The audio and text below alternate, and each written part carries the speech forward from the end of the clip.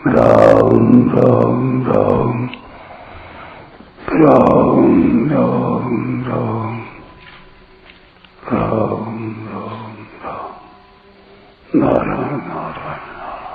संबंध चौथे से छठे श्लोक तक प्राणियों के भावों तथा व्यक्तियों के रूप में अपनी विभूतियों का और अपने योग का अर्थात अपने प्रभाव का वर्णन करके अब भगवान आगे के 7वें श्लोक में उनको तत्व से जानने का फल बताते हैं।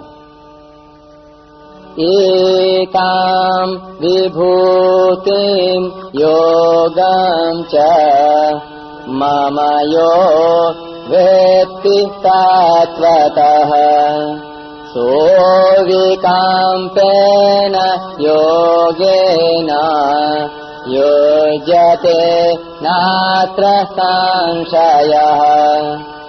जो मनुष्य मेरी इस विभूति को और योग को तत्व से जानता है अर्थात दृढ़ता पूर्वक मानता है, वह अविचल भक्ति योग से युक्त हो जाता है।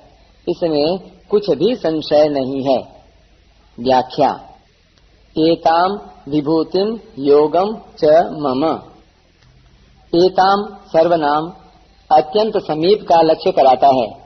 यहाँ यह शब्द चौथे से छठे श्लोक तक कही हुई विभूति और योग का लक्ष्य कराता है।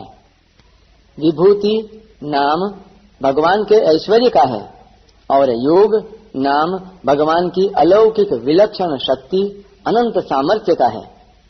तात्पर्य यह हुआ कि भगवान की शक्ति का नाम योग है और उस योग से प्रकट होने वाली विशेषताओं का नाम विभूति है।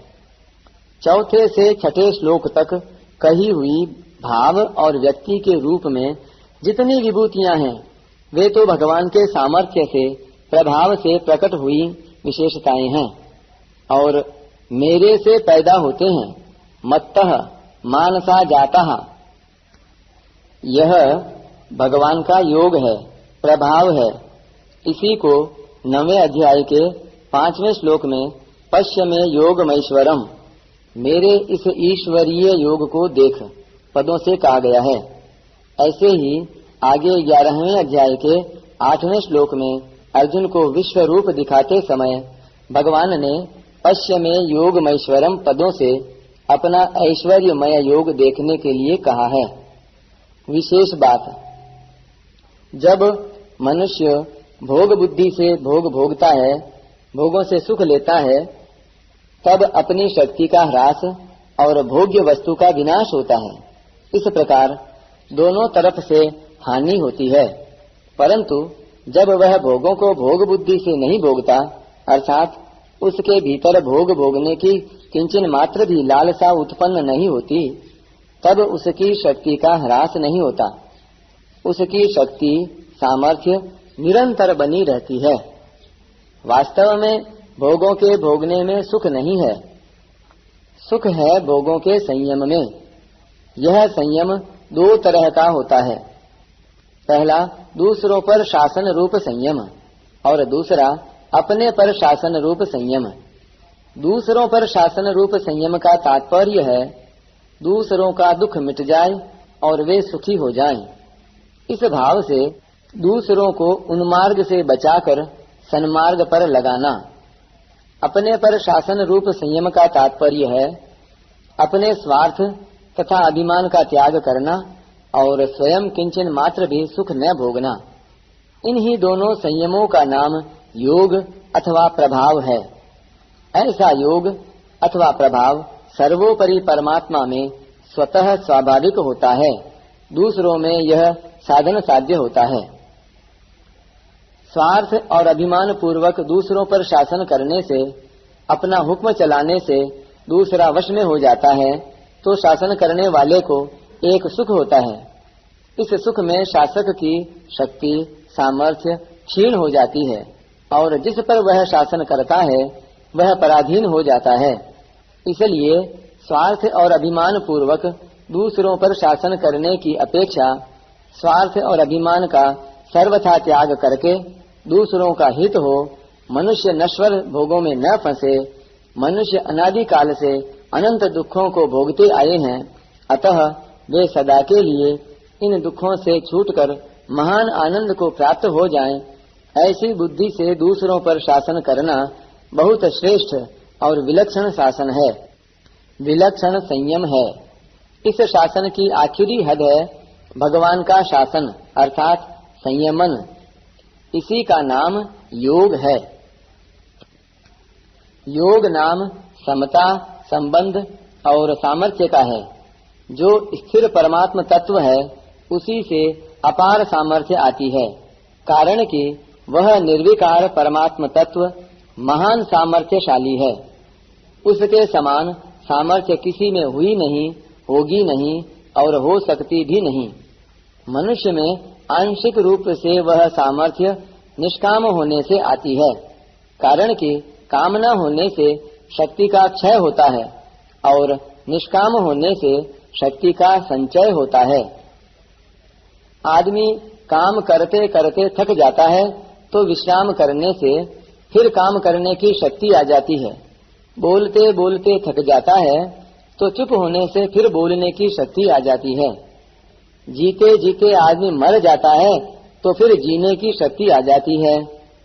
सर्ग में शक्ति क्षीण होती है और प्रलय में शक्ति का संचय होता है। तात्पर्य यह हुआ कि प्रकृति के संबंध से शक्ति क्षीण होती है और उससे संबंध विच्छेद होने पर महान शक्ति आ जाती है।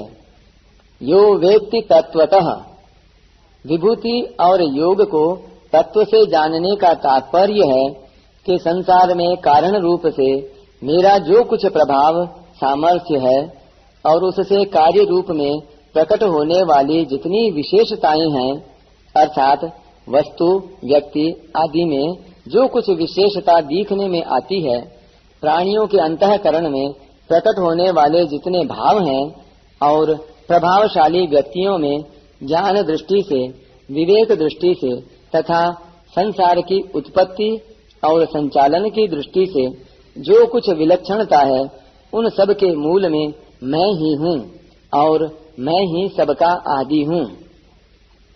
इस प्रकार जो मेरे को समझ लेता है, तत्व से ठीक मान लेता है, तो फिर वह उन सब विलक्षणताओं के मूल में केवल मेरे को ही देखता है। उसका भाव केवल मेरे में ही होता है, व्यक्तियों वस्तुओं की विशेषताओं में नहीं। जैसे सुनार की दृष्टि गहनों पर जाती है तो गहनों के नाम, आकृति, उपयोग पर दृष्टि रहते हुए भी भीतर यह भाव रहता है कि तत्व से यह सब सोना ही है। ऐसे ही जहाँ कहीं जो कुछ भी विशेषता दिखे उसमें दृष्टि भगवान पर ही जानी चाहिए कि उसमें जो कुछ विशेषता है वह भगवान की ही है, वस्तु, व्यक्ति, क्रिया आदि की नहीं। संसार में क्रिया और पदार्थ निरंतर परिवर्तनशील हैं। इनमें जो कुछ विशेषता दिखती है वह स्थायी रूप से व्यापक परमात्मा की ही है। जहाँ जहाँ विलक्षणता, अलौकिकता आदि दिखे वहाँ वहाँ वस्तु, व्यक्ति आदि की ही विलक्षणता मानने से मनुष्य उसी में उलझ जाता है और मिलता कुछ नहीं। कारण कि वस्तुओं में जो विलक्षणता दिखती है वह उस अपरिवर्तनशील परमात्म तत्व की ही झलक है, परिवर्तनशील वस्तु की नहीं। इस प्रकार उस मूल तत्व की तरफ दृष्टि जाना ही उसे तत्व से जानना अर्थात श्रद्धा से दृढ़ता पूर्वक मानना है। यहाँ जो विभूतियों का वर्णन किया गया है इसका तात्पर्य इनमें परिपूर्ण रूप से व्यापक परमात्मा के ऐश्वर्य से है। विभूतियों के रूप में प्रकट होने वाला मात्र ऐश्वर्य परमात्मा का है। वह ऐश्वर्य प्रकट हुआ है परमात्मा की योग शक्ति से। इसलिए जिस किसी में जहाँ कहीं विलक्षणता दिखाई दे वह विलक्षणता भगवान की योग शक्ति से प्रकट हुए ऐश्वर्य की ही है, यानी विभूति की ही है, न कि उस वस्तु की। इस प्रकार योग और विभूति परमात्मा की हुई तथा उस योग और विभूति को तत्व से जानने का तात्पर्य यह हुआ कि उसमें विलक्षणता परमात्मा की है। अतः दृष्टा की दृष्टि केवल उस परमात्मा की तरफ ही जानी चाहिए। यही इनको तत्व से जानना अर्थात मानना है। भक्ति का प्रकरण होने से यहाँ तत्वतः वेत्ति, तत्वतः जानना का अर्थ तत्वतः मानना ही लेना चाहिए।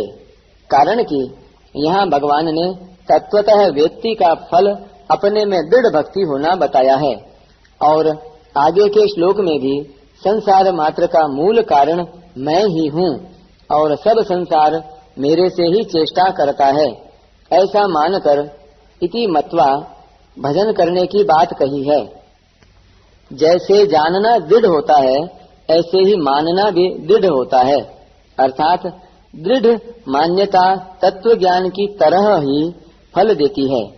जैसे मैं हिंदू हूँ, मैं अमुक वर्ण वाला हूँ आदि मान्यताओं को जब तक स्वयं नहीं छोड़ता तब तक ये मान्यताएं छूटती नहीं। इसी तरह इन सब विभूतियों के मूल में भगवान ही हैं। यह मान्यता कभी मिटती नहीं। वर्ण संप्रदाय आदि की मान्यता सच्ची नहीं है, प्रत्युत शरीर को लेकर होने से प्राकृत है और मिटने वाली है। परंतु सबके मूल में परमात्मा है। यह मान्यता सच्ची है, वास्तविक है। अतः यह मान्यता कभी मिटती नहीं, प्रत्युत ज्ञान में परिणत होकर ज्ञान स्वरूप हो जाती है। तो विकम्पेन योगेन युज्यते, उसकी मेरे में दृढ़ भक्ति हो जाती है। दृढ़ कहने का तात्पर्य है कि उसकी मेरे सिवाय कहीं भी किंचन मात्र भी महत्व बुद्धि नहीं होती। अतः उसका आकर्षण दूसरे में न होकर एक मेरे में ही होता है। नात्र संशयः, इसमें कोई संदेह की बात नहीं। ऐसा कहने का तात्पर्य है कि अगर उसको कहीं भी किंचन मात्र भी संदेह होता है तो उसने मेरे को तत्व से नहीं माना है। कारण कि उसने मेरे योग को अर्थात विलक्षण प्रभाव को और उससे उत्पन्न होने वाली विभूतियों को यानी ऐश्वर्य को मेरे से अलग मानकर महत्व दिया है। मेरे को तत्व से जान लेने के बाद उसके सामने लौकिक दृष्टि से किसी तरह की विलक्षणता आ जाए तो वह उस पर प्रभाव नहीं डाल सकेगी। उसकी दृष्टि उस विलक्षणता की तरफ न जाकर मेरी तरफ ही जाएगी। अतः उसकी मेरे में स्वाभाविक ही दृढ़ भक्ति होती है।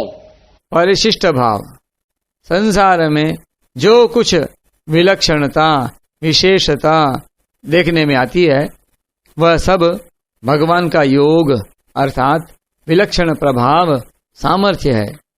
उस विलक्षण प्रभाव से प्रकट होने वाली विशेषता विभूति है। इस प्रकार जो मनुष्य भगवान की विभूति और योग को तत्व से जान लेता है उसकी भगवान में दृढ़ भक्ति हो जाती है। एक भगवान के सिवाय दूसरी सत्ता है ही नहीं, ऐसा संदेह रहित दृढ़ता पूर्वक स्वीकार कर लेना ही तत्व से जानना है। इस प्रकार तत्व से जानने वाले को भगवान ने ज्ञानवान कहा है। अविकम्प अविचल योग कहने का तात्पर्य है कि वह भक्ति योग खुद भी नहीं हिलता और उसको कोई हिला भी नहीं सकता, क्योंकि इसमें एक भगवान के सिवाय दूसरी कोई वस्तु ही नहीं है। जैसे रुपयों से सब वस्तुएं मिल जाती हैं, ऐसा मानकर साधारण मनुष्य रुपयों को ही महत्व देता है और उसका रुपयों में आकर्षण हो जाता है। ऐसे ही जो कुछ प्रभाव महत्व दिखता है वह सब भगवान का ही है, ऐसा जानने पर मनुष्य की भगवान में ही दृढ़ भक्ति हो जाती है। नात्र संशयः कहने का तात्पर्य है कि जब भगवान के सिवाय दूसरी सत्ता ही नहीं है तो फिर इसमें संशय कैसे हो। इसमें संशय होने का अवकाश ही नहीं है, क्योंकि जहाँ दो सत्ता होती है वहीं संशय होता है। एक भगवान के सिवाय और कोई है ही नहीं तो फिर वृत्ति कहाँ जाएगी। क्यों जाएगी, किस में जाएगी और कैसे जाएगी। इसलिए एक भगवान में ही अविचल भक्ति हो जाती है, इसमें संदेह नहीं है।